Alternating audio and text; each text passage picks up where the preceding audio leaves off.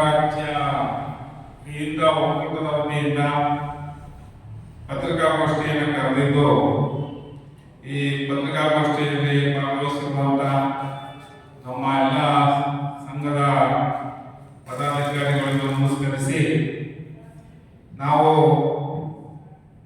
ಸುಮಾರು 8 ತಿಂಗಳ ಹಿಂದೆ ಮೈಸೂರಿನಲ್ಲಿ ಕರ್ನಾಟಕ ರಾಜ್ಯ ಇಂದ ಒಕ್ಕೂಟವನ್ನು ಸ್ಥಾಪನೆ ಮಾಡಿ ಈ ಸಂಘಟನೆಯ ಮುಖಾಂತರ ಶೋಷಿತ ಸಮುದಾಯಗಳ ಮತ್ತು ಕಾರ್ಮಿಕರಿಗೆ ಹಲವಾರು ಜನಪರ ಕಾರ್ಯಕ್ರಮಗಳನ್ನು ಮಾಡುವ ಮುಖಾಂತರ ಸಾಮಾಜಿಕ ನ್ಯಾಯದಡಿಯಲ್ಲಿ ಕರ್ತವ್ಯವನ್ನು ನಿರ್ವಹಿಸಿಕೊಂಡು ಬರ್ತಾ ಇದೆ. ನಮ್ಮ ಸಂಘಟನೆಯ ಪ್ರಮುಖ ಉದ್ದೇಶ ರಾಜ್ಯದಲ್ಲಿ ಯಾವುದೇ ಕಾಲದಲ್ಲೂ ಕೂಡ ಶೋಷಣೆಗಾದಂಥ ಸಮುದಾಯದವರಿಗೆ ನ್ಯಾಯವನ್ನು ಒದಗಿಸಲು ನಮ್ಮ ಪ್ರಮುಖ ಉದ್ದೇಶ.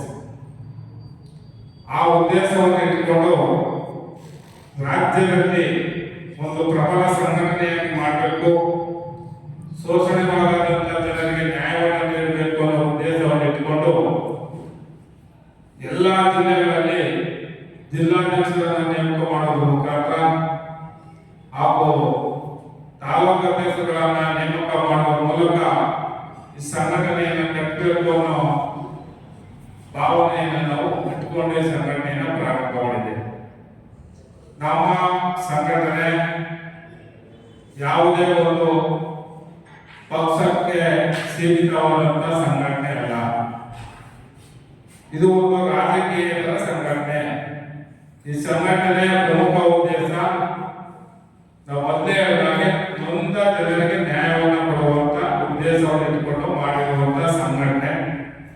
ಈ ಸಂಘಟನೆಯಿಂದ ಹಲವಾರು ಜನಪರ ಕಾರ್ಯಕ್ರಮಗಳನ್ನು ಮಾಡುವುದರ ಮುಖಾಂತರ ನಿರಂತರವಾಗಿ ಕರ್ತವ್ಯವನ್ನು ನಿರ್ವಹಿಸ್ತಾ ಇದ್ದೇವೆ. ಅದೇ ರೀತಿ ಇವತ್ತು 2026ರ ನೂತನ ವರ್ಷದ ದಿನದರ್ಶಿಕೆಯನ್ನು ಬಿಡುಗಡೆ ಮಾಡ್ತಾ ಇದ್ದೇವೆ.